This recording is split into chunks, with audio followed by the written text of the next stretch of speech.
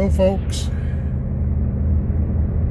I really don't want to make this video, but something very discouraging has happened to me, which is going to change a big chunk of my future here. As you know, I'm building a shuttle bus for camper, and well,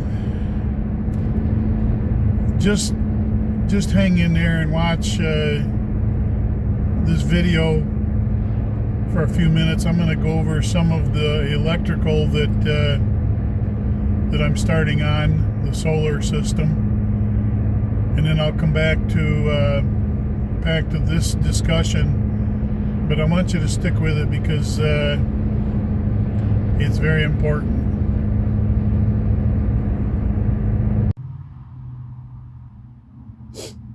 Okay, I'd told you when I was in the car that I was going to show you some of the electrical that I'm going to be doing in this shuttle bus.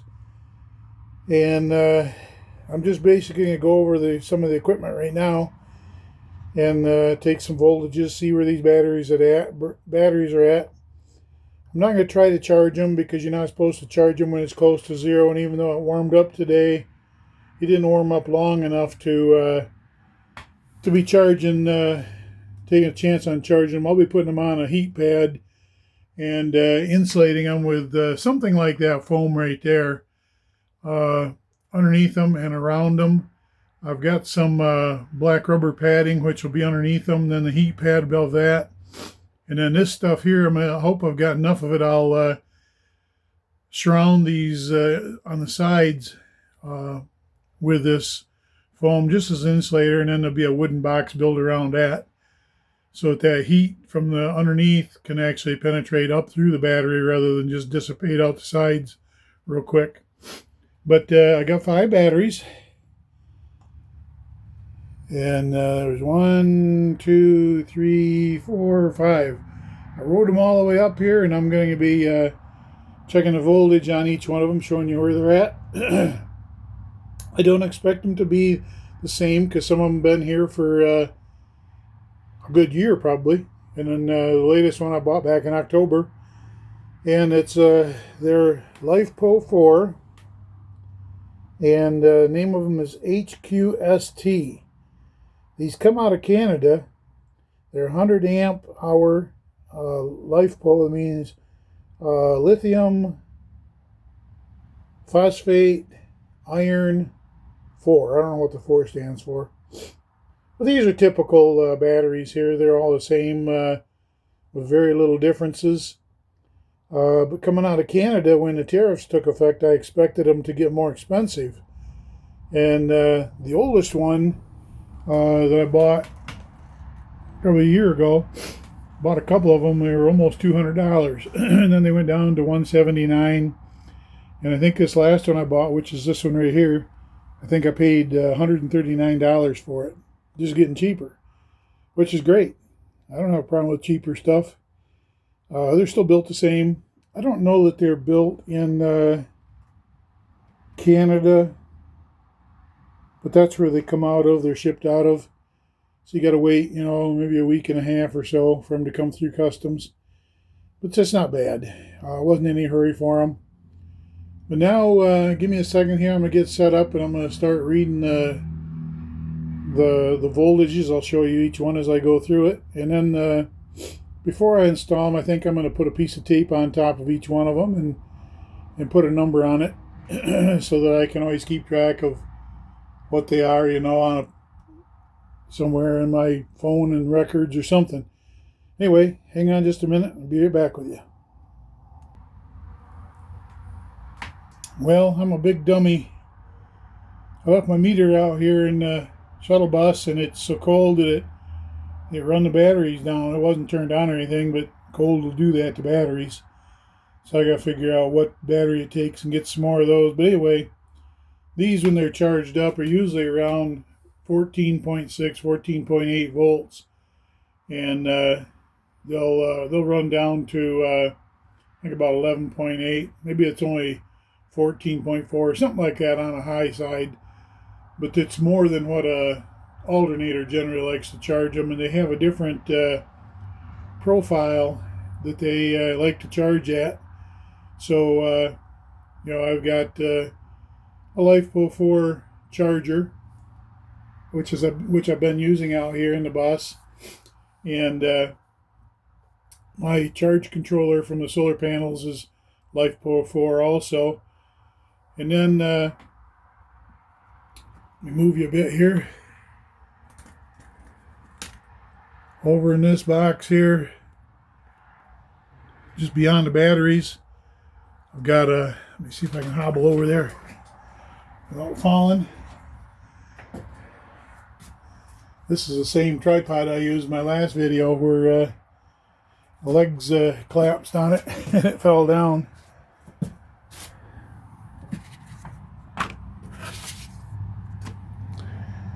This is a Anvil 2000 watt pure sine inverter. I've got enough wire there to connect between the 5 batteries. The black thing you see down there with the silver head, that's a crimper that you use with a hammer when you put your copper ends on. And I've got other stuff down in here.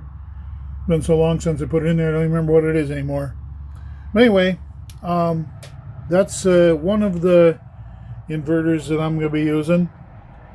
And the other one's inside the house. That's a 500 watt, which I'll be using for my refrigerator, for my electric recliner, which is going to be in here also. It's not a lift recliner, but it's a, trying to get out of the glare of that light. It's not a lift recliner, but it's a recliner that it reclines, and it's from a motorhome. And you shave, I guess. You don't care, do you? Anyway, it's a power recliner, and it comes from a motorhome. It's a deluxe. The recliner from Rec Pro brand new is $669, and I went down 90 miles away to purchase this. It was on Facebook Marketplace, and it was listed for $50, which is just dirt cheap. And this thing looks like brand new, works like brand new. And they seen that I was a veteran and that I'd driven that far to get it, and they didn't charge me anything for it, and they even loaded it up for me. You can't beat a deal like that. Some people are pretty good. And this is just after Christmas, so maybe that had something to do with it too. Anyway, now I'm going to let you go back and see the rest of that video. Watch all the way through it, because it's an important video for me, and that'll help you guys to understand what some of us go through, and why a lot of people down in the Quartzsite in southwest corner of the state, where it's nice and warm, why they go down there. They can't afford an apartment. They can't afford house payments. They can't afford life. There's many, many single women down there, many of them up into their 80s, and they're just living in a little tiny car. It can be a tough life. This, for me, this could be glamping, okay? Recliner, 2-burner stove, sink, full-size bed, all the solar I could ever use, 36 gallons of water, 28 gallons of diesel fuel for heat, which will last me easily 2 weeks. 2011 shuttle bus with a V10 engine, which it's got 171,000 miles on it, but they're good for 300,000. Shuttle buses get abused with stop and start, going around on a route all day long. But this one was a dial-a ride, so it didn't get that kind of abuse. They only made 2 trips a day to 3 towns. They would pick up people at stores, and they'd take them around in the morning, drop them off, and then come back and pick them up later. So it doesn't have a lot of miles in consider. Kind considering, those that do the stop and go all the way around town. It's one of the better ones, and it's got this handicap lift in it. Got a pile of, turn around here, pile of wood in front of it. But I'm not done building. So, yeah, there's a lot of scrap inside of here that might still be used. Anyway, go back to see the rest of that video and like, subscribe, comment, please. Thank you. Okay, now back to the discussion at hand here about the discouragement that I just went through. It was just a week ago today. Today is Wednesday, January 8th.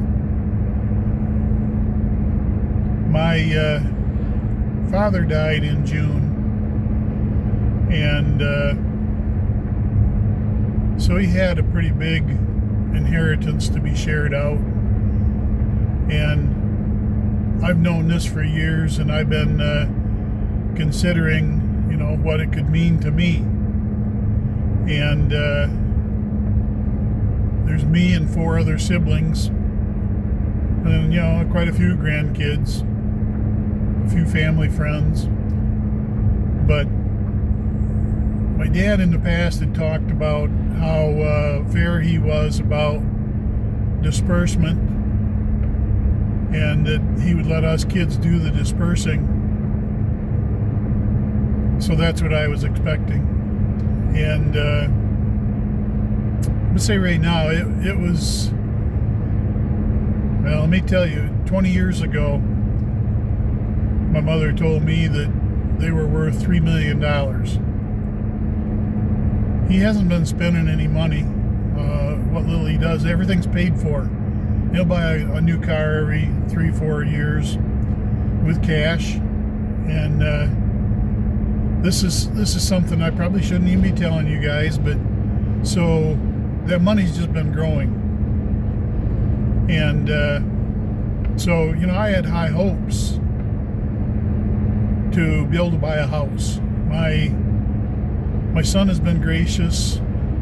I haven't had a house for 26 years. And 20 years. Anyway, through circumstances that I caused. And so for the last 6 years, my son has allowed me to live in one of his houses, mainly as a caretaker, pay the taxes, stuff like that, which that doesn't matter. I mean, it was very gracious of him to do that, to allow me to do that, and it's allowed me to be able to live off of my Social Security, which is not unsubstantial, but it's very hard to save anything on that money. Anyway, last Wednesday, got a letter from the inheritance lawyer showing the distribution of the funds, and it's almost nothing. It's not even a decent down payment on a house. And the reason I haven't had a house of my own is because I couldn't afford payments and property taxes and all of the utility and all of the bills that you have monthly. I just couldn't do it. And that means that I'm still not going to be able to. Well, the reason I've been building this shuttle bus is exactly for this, and maybe another reason, but at any moment my son could say he needs his house back. He's got other relatives living in a couple that he has other than this one, and he could want to put up one of his children or someone that he favors a little more than me. I've been really fortunate that he was allowing me to do this. Thank you, my son. But that tells me that, all along, my fears had been correct, and that I needed to have something ready to go in case I became homeless. So 5 years ago, I started building out a cargo trailer. And I got that pretty much done. Well, it's all done. That's got solar. It's totally self-supportive to be able to boondock, meaning without hookup to anything, electrical, water, toilet facilities, anything, for 2 weeks at a time. And my plans were to go down to the southwest of the United States, particularly Arizona, for the winters, become a snowbird, because there's just millions of acres down there that you can boondock on for free. And I had a tow vehicle, still got a tow vehicle that I could pull that with. I still have the trailer, which I'm going to be selling this coming summer. I don't need it anymore because it was getting a little bit difficult for me to get into it. I had a little bit of fear about getting down some trail and not be able to turn around my tow vehicle attached to a trailer, and the trailer is too heavy to move by hand. So I started building this shuttle bus out. I purchased this shuttle bus last summer, and it was in really good shape. I had some kids tear out the seats and help paint it. They painted the stuff I couldn't reach up on top.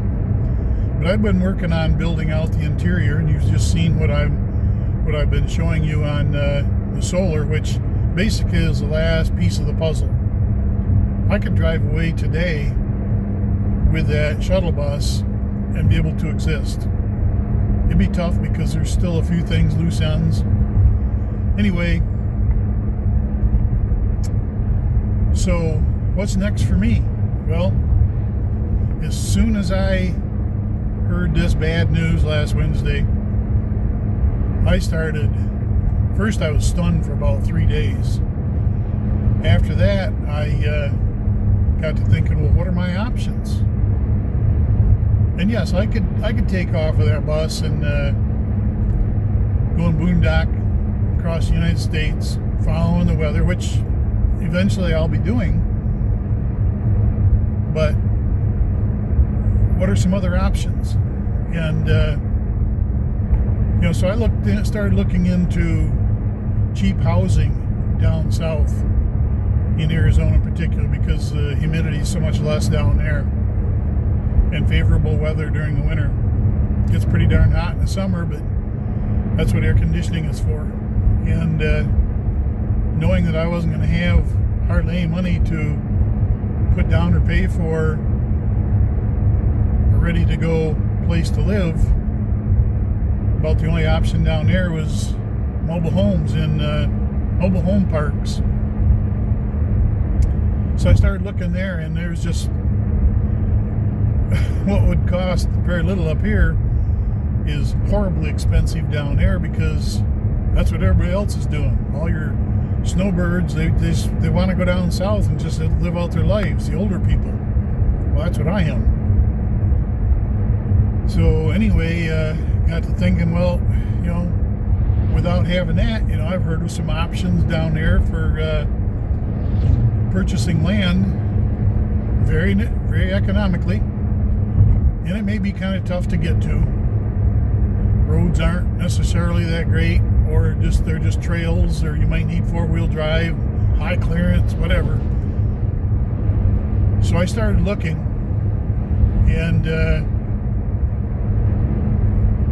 it's looking pretty clearly that I can afford from 1 to 5 acres, very remote. And if you want 5 acres, it's going to be very remote in order to be able to afford that.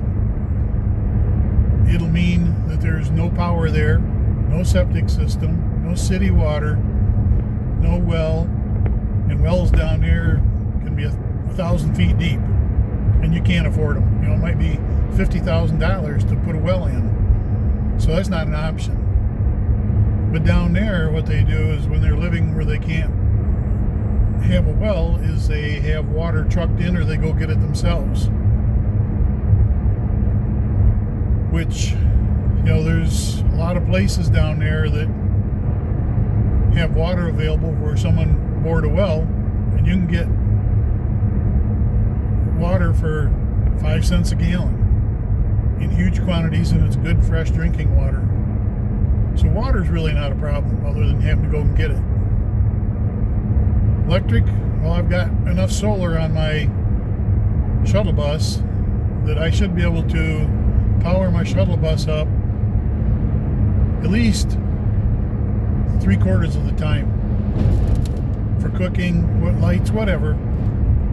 And then I've got a generator that I can use on those days when the sun is really gloomy out and you're just not getting enough.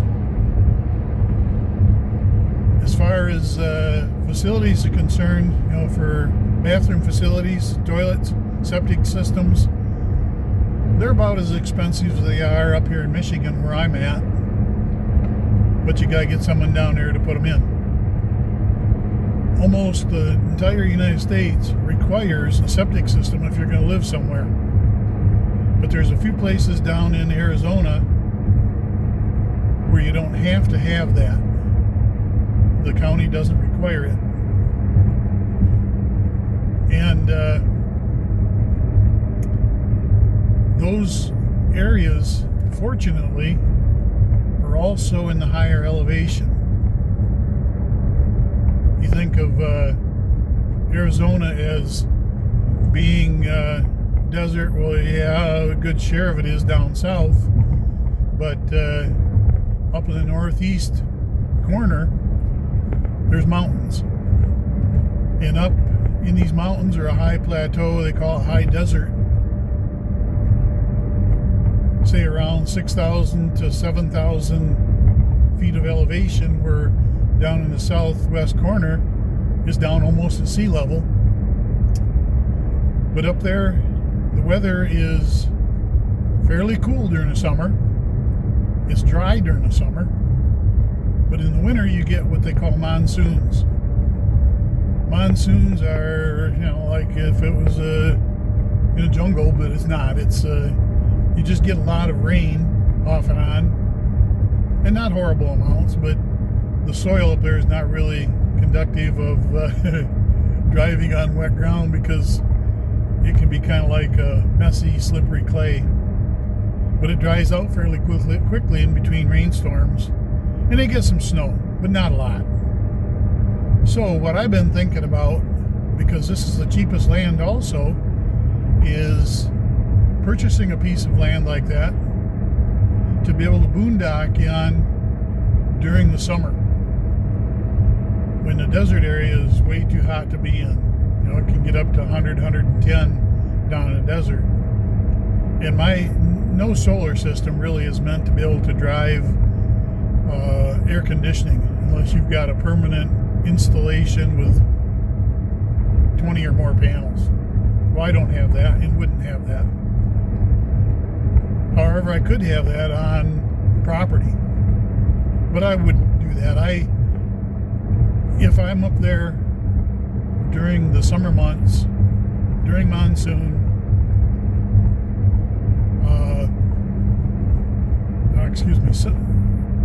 monsoon is during the winter, and during that time I would probably be down in Arizona, down in the desert area anyway, and it rains down there and can get gooey, but most of the desert area down there is gravel. It's not sand like you'd expect a desert to be, so don't be fooled by that. Yeah, there are a lot of cactus and thorns down there, but the boondocking areas are pretty free of those things. So anyway, go up into the mountainous areas during the summer when it's the hottest down in the desert, and exist down there, up there, and go down for the desert in the winter.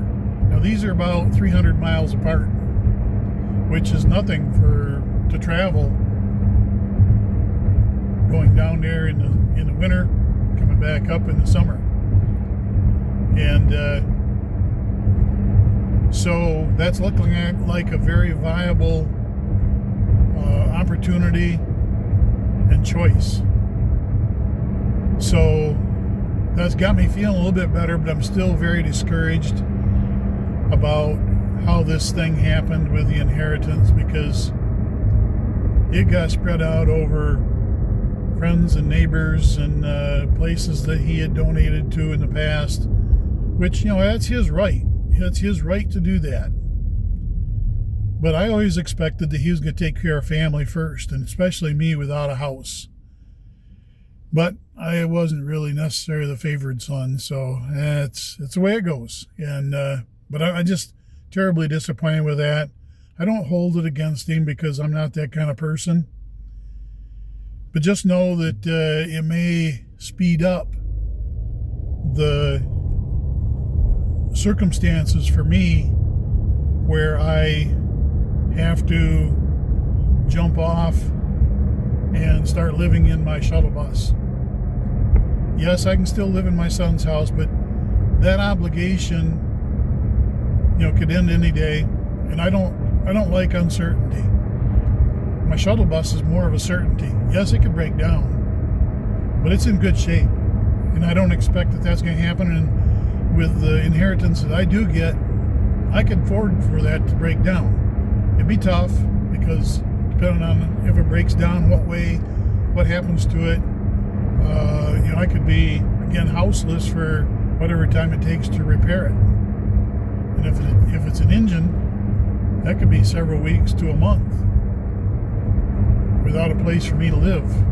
Broke down in the middle of nowhere. Towing, that could be expensive too, because when you're traveling, even if I have towing insurance, they'll only take it a certain distance. And there may not be a repair shop within that distance that can actually pull an engine out, rebuild it, or replace it. Anyway, you get the picture, I think, that I've got to start moving fast on finishing the shuttle bus up to have it ready. And it's winter up here. And although we're going through a warm spell, today is 46 degrees up here in the central part of lower Michigan, which is really nice and balmy. I'm on my way right now to buy some junction boxes for the solar, so I can plug in multiple solar panels through one junction box to get the power inside of the house, the shuttle bus. So hang with me.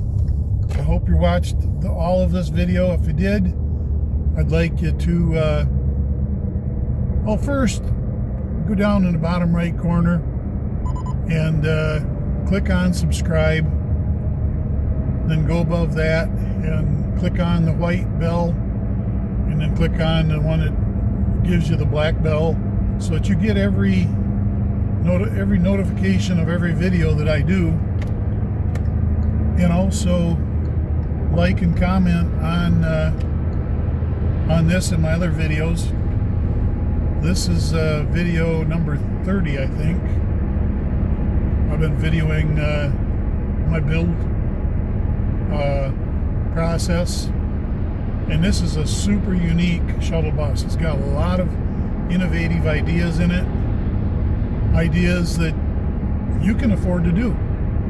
I couldn't afford much, but I've got this pretty much done, and been doing it, saving a little bit, spending a little bit, working on it a little bit, and I've got it almost ready.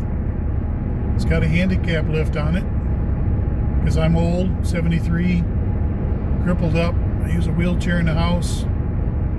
I can walk, but I use a walker and a cane when I'm outdoors or in a store, or one of those electric carts. So I've got to be able to survive even then with my camping. Anyway, like, which is just give me a thumbs up, and comment, but mostly subscribe and ring that black bell. And watch my other videos, and my video address, my channel address is youtube.com/@tramp traveler. That's youtube.com/@tramp traveler, which is posted down below on the video. You see that. Stop the video right now if you would and copy that address down, and then go and watch all 30 of my videos.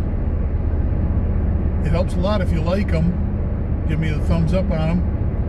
Helps even more if you give me a comment. And if you have any suggestion, I'm glad to hear those. I'll try to get back with you. But the most important thing is to subscribe, ring that black bell so that you do get notification of the videos, because this channel is changing. Not only is it now going to be a shuttle bus build, but it's also going to be a search for cheap land down in Arizona or other states. You know, New Mexico, Texas, anywhere where it's warm most of the year, where the climate is decent. And you might get some ideas too on how you could do this. I mean, it can be a nice life. There's down in Quartzsite right now, down the southwest corner of Arizona. This being January, population swelled from about 50,000 up to about 2 million. And most of that, well, almost all that is people down there camping in the desert. They'll just go down there and set up and spend 6 months down there. They'll park near other friends and they just enjoy the winter, the nice weather. It might get down to 40 degrees at night, but with a little bit of heat, you can bear that, you know. And if it's 65 to 80 during the day, that's wonderful weather. Anyway, that's all I got for this video here. I really appreciate those who watch this video, my other videos. I really appreciate those who subscribe. I appreciate even more those who watch till the end, because the analytics that YouTube looks into is video length and how many people are watching that to the end, because when they see that, they start promoting my and other videos even more. I don't have that many subscribers right now, and they look at that, they look at the comments, they look at the thumbs up, and also how much watch time on the videos on average. And so when they see all those things in the good, they push the videos out there even more to more people as suggestive. But you know, you can also search for it. So I really appreciate you guys. You're like a family to me. I don't have a lot of family. Through my own fault, and just because I'm kind of an isolationist, what you call an introvert, and I live alone. I just got a little Chihuahua dog who's getting on in his years. He's 15 years old, totally deaf, and I've got a long-haired gray kitty cat. She's almost as old, but she's in good shape. So they keep me company, and I love you guys. I really do. I really love what you're doing for me. I don't expect to ever be subsidized. I don't expect to get money from YouTube. I just, you know, I'm way too far away from that in having subscribers and video time, watch hours, stuff like that. And that's not why I do these videos. I'm doing these videos because it makes me feel good. It makes me feel good to share my experience, my knowledge, because I've been in the mechanical field all my life, maintenance, building factories, operations management, working with contractors, and I've got experience in every field: hydraulics, pneumatics, electrical, construction, just everything, electronics, you name it. I can do it all, but at 73, I'm using it on my own because I'm too old to go out there and get another job, too crippled up to go get another job. So I appreciate you watching, I really do. And thank you again. And we'll catch you in the next video.